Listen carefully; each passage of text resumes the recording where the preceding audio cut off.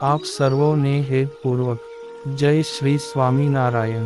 આજની સત્સંગ કથા વાર્તા નિજ મંદિર સાવરકુંડલા। જય શ્રી સ્વામિનારાયણ। આજે આપને માણકી ઘોડી અને શ્રી હરિની દિવ્ય કથા વાર્તા અતિ સ્નેહે કરી સાંભળશું। અષાઢી સંવત 1868 ના શ્રાવણ મહિના માંગ શ્રી હરિ ગઢપુર માંગ વિરાજતા હતા। સભા માંગ ભક્તોને પૂછ્યું, ભક્તો તમારા ધ્યાન માંગ આકાશેથી તારોડીઓ ખરે એવી ગતિવાળું અને જગત માંગ એની તોલે કોઈ નજર માંગ ન આવે એવું જાતવાન ઘોડું ખરું।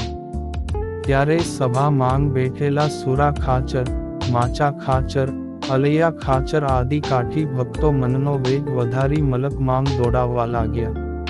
તો કોઈ માથાની પાઘ ઉતારી માથું ખંજવાળીને વિચાર દોડાવી ગામે ગામ તપાસ કરવા લાગ્યા। તો કોઈએ ઓળે ખંજોળીને હૈયા નામ ઊંડાણેથી પોત પોતાના મલકના ગામડાઓમાં ઘૂમરા માર્યા।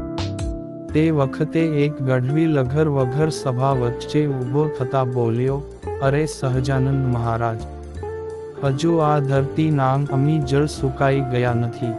કો ઠેકાણે તો તમે ધારો એવી જ દેવતાઈ વછેરી છે, પણ ઈ મેળવવી દોહેલી છે। મીણાપર ગામના દરબાર મનુભા પાસે એક માસની વછેરી છે। ઘોડાની તો 36 જાતિયું છે, પણ એ વછેરી તો જાણે ચિત્તોડના રાણાની ઘોડહાર માંગથી છટકીને નોખી પડી ગઈ હોય તેવી દેવાંગના ના રૂપ જેવી છે।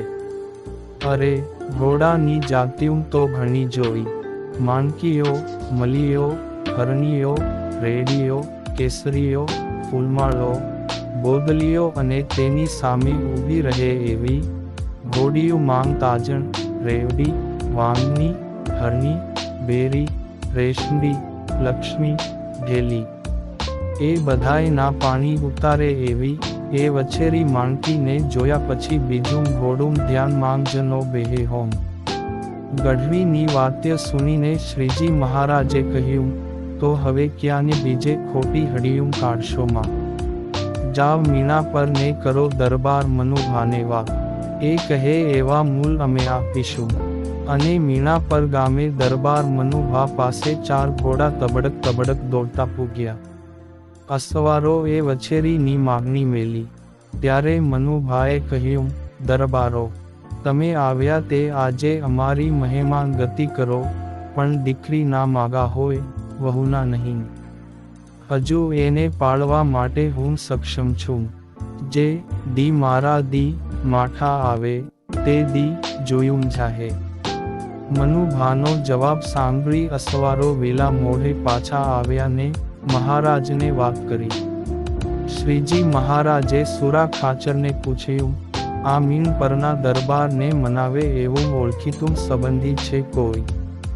સુરા ખાચર બોલ્યા, હા મહારાજ, મનુભા તો છે થોડા માની સ્વભાવના, એ બીજા કોઈથી ન માને। એની રગના બરાબર જાણતલ ભેંસ જાળના કાયાભાઈ છે, એનું વેણ એ નહીં ઉઠાપે, પણ બીજાથી એ નહીં માને। શ્રી હરિ કહે, એ તો આપના સત્સંગી છે, ચાલો આપને જ ભેંસ જાળ જઈએ, સારાં કામમાં ઢીલ શી। એમ કહી સુરા ખાચરને સાથે લઈ મહારાજ ભેંસ જાળ ચાલ્યા। ત્યાંના પાદરે હનુમાનજીની દેરી એ ઊભા રહીને ગામના છોકરાને બોલાવી કાયાજીને સમાચાર કહેવડાવ્યા। સંદેશો મળતાં જ કાયાજીના મોંઢેથી વેણ વછૂટ્યા, અરે ન્યાંગ પાદર શીદ આવી ઊભા રહ્યા ને અમને ન્યાંગ બોલાવે છે। અહીં પોતાનું તો ઘર છે, તો આહી જ પધારવું જોવે ને। એમ બોલી પ્રભુ પધાર્યા જાણીને ઉતાવળા પગલાં ભરતા ડેલી બહાર નીકળ્યા। કાયાભાઈ શ્રી હરિને જોતાં જ હરખાયા અને દોડીને ધબોધબ દંડવત કરીને પગે લાગતા બોલ્યા, મહારાજ, આહી શીદ ઊભા, દરબાર ગઢમાં પધાર્યા હોત તો? શ્રી હરિ કહે, કાયાભાઈ, અત્યારે ઉતાવળ માંગ છીએ અને તમારું કામ પડ્યું તે આવ્યા છીએ। ને વળી એ કામ તમારા સિવાય પતે એવું નથી, એટલે પરબારા ડેલીએ નો આવ્યા ને તમને આહી જ બોલાવ્યા। આ સુરા ખાચરે મૂળ વાતનું બીજ વાવ્યું છે। કાયાભાઈ તો હાથ જોડીને બોલ્યા કે, હે પ્રભુ, એવું તે શું કામ છે? મારા સિવાય કોઈથી ન થાય એવું. વચમાં સુરા બાપુ બોલી ઉઠ્યા કે, કાયાભાઈ, મહારાજ માટે મીણા પરના મનુભા પાસેથી માણકી વછેરી લેવી છે. તેઓ પાસે માગણી કરવા જતા તેઓએ ના કહી. એ મનુભા તમારા જાય ભાઈ, તે અમે તમને યાદ કર્યા. કાયાભાઈ તો અતિ હરખે બોલ્યા કે, લ્યો, એમાં તે શું? એ તો તમે મને ગઢડે બેઠા કહેણ મોકલ્યું હોત, તોય ન્યાંગ વછેરીને હું પોતે જ પુગાડી દે. એમ કહી કાયાભાઈએ પોતાની ઘોડી મંગાવીને ત્રણેય મીણા પરના રસ્તે ચાલી નીકળ્યા. મીણા પર આવીને મનુભાના દરબાર ગઢે આવ્યા. ગઢ માંગ ખબર કરતાં જાણ્યું કે મનુભા તો કોઈ કામસર ગામતરેમ ગયા છે. કાયાભાઈએ દરબાર ગઢમાં આવીને મનુભાંગ બાપુના ઘરવાળા બાઈને પૂછ્યું, દરબાર ક્યારે પાછા આવશે? ત્યારે ગઢ માંગથી ઠકરાણા એ પૂછ્યું, કાયાભાઈ, એવું તે ઉતાવળું શું કામ છે? જે કામ હોય તે કહો ને. કાયાભાઈ દરબારે કહ્યું, આ અમારા ભગવાન શ્રી સ્વામિનારાયણ છે, તેને તમારી માણકીની વછેરી જોઈએ છે. ત્યારે મનુભાંગ ના ઘરવાળા બોલ્યા કે, લ્યો, એમાં તે શું મોટું કામ છે? દરબાર ઘરે નથી તો શું થયું? ઈ ઘરબાર થોડા હારે લઈને ગયા છે. એમાં આદમી હોય તો જ કામ થાય એવું થોડું છે. અને અમારા આંગણે ઠાકર ભગવાનના પગલાં કે દી હોય. આજ તો એમને એમ પાછા જવા નહીં દઉં, છાશું તો પીવી જ પડશે. એમ બોલી ઠકરાણા એ તેની 10 વર્ષની દીકરીને સાહ કર્યો, મોંઘીબા, પથુભાઈને કહો કે ઓલી માણકીની વછેરીને અહીં લાવે.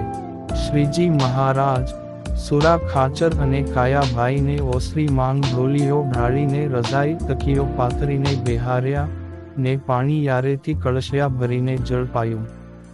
થોડીવાર માંગ તાન્હળીયું ભરીને દહીંનું ગોળવું ત્રણેયનું સ્વાગત કરતા પાયું. ત્યાં માણકીની વછેરી લઈ પથુભા આવ્યા અને ઠકરાણા એ ઘર માંગથી કંકુની દાબડી લાવી વછેરીને ચાંદલો કરતા કહ્યું, બાઈ, તું તો ખૂબ ભાગ્યશાળી, ભગવાનના આશરે જાય છે. જોજે હોમ, આ જન્મારો સુધારી લેજે. એમ કહી વછેરીની સરક શ્રી હરિના હાથમાં સોંપી. ત્યારે સુરા ખાચર બોલ્યા, દરબાર ઘરે આવશે ત્યારે જાણીને ખીજાશે તો નહીં. વળી કાંક ઘરમાં કજીયો થશે તો. ત્યારે બાઈ બોલ્યા કે, એ ચિંતા ન કરતા, હું દરબારનું અર્ધું અંગ છું. જે કરું તે દરબાર નાંગ રાજીપાથી જ થાય છે. ત્યારે શ્રી હરિ બાજુ માંગ ઉભેલી નાની દીકરીને પૂછ્યું, તમારું નામ શું? દીકરીએ કહ્યું, મોંઘીબા.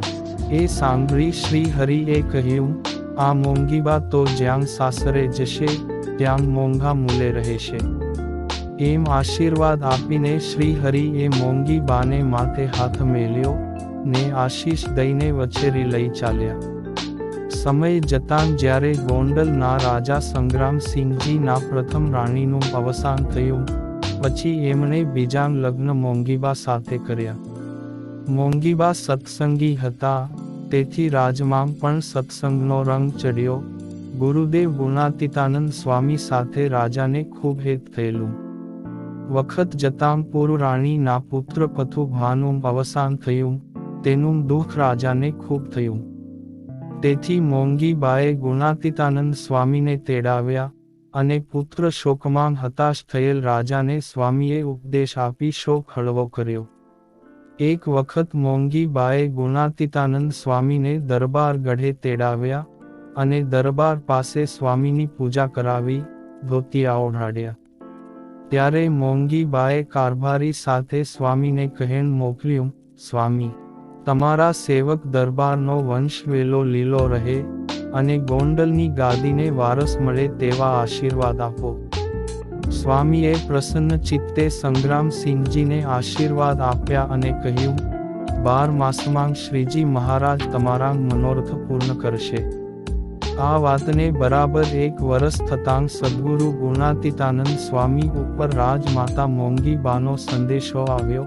સ્વામી, રાજ્યમાં કુંવરનો જન્મ થયો છે, માટે તમે આશીર્વાદ આપવા પધારો. ગુણાતીતાનંદ સ્વામી સંત મંડળ સાથે લઈ ગોંડલ પધાર્યા. ત્યારે કુંવરને પગે લગાડવા માટે દરબાર તેડી લાવ્યા. હરખાતા હૈયે સ્વામીએ કુંવરના માથે ફૂલડાં વેર્યા. કપાળે કંકુનો ચાંદલો કરી ડોકમાં કંઠી પહેરાવી. માથે હાથ મેલી આશીર્વાદ આપતા કહ્યું, આ તો ગોંડલની ગાદીના ધણી થઈ સૌ રાજાઓમાં શિરોમણી થશે. મલકમાં તેની નામના અચળ રહેશે. તેનું નામ ભગવતસિંહ રાખજો. એમ કહી સ્વામી મંદિરે પધાર્યા. ગોંડલના પ્રજાવત્સલ રાજા ભગવતસિંહજી પણ સદ્ગુરુ ગુણાતીતાનંદ સ્વામીના આશીર્વાદથી બહુ પ્રજાપ્રિય અને કુશળ વ્યવહારુ થયા. તેઓએ ગુજરાતી ભાષાના સંવર્ધન સારું ભગવદ્ગોમંડલ નામે શબ્દકોશ તૈયાર કરાવ્યો, જે સાહિત્ય સર્જનમાં આજે પણ અજોડ છે. એમના પૌત્રી વિજયાબા કે જેઓ ભાવનગરના ગોહિલ વંશના રાજવી કૃષ્ણકુમારસિંહજી સાથે પરણાવેલા, જેઓએ અખંડ ભારતમાં સૌ પ્રથમ પોતાનું 1800 પાદરનું ગોહિલવાડનું રાજ્ય આઝાદ ભારત સરકારના પ્રથમ ગૃહમંત્રી સરદાર વલ્લભભાઈ પટેલને કૃષ્ણાર્પણ કરીને અખંડ ભારતના ઇતિહાસમાં સુવર્ણ અક્ષરે કંડારાયા છે. પ્રસ્તુત પ્રસંગ ગાથા મોંઘીબાંગ તમે તો બહુ મોંઘા થશો એ ચરિત્ર વાર્તામાંથી અહીં તમ સમક્ષ વચ્ચી સંભળાવ્યો છે. જય શ્રી સ્વામિનારાયણ.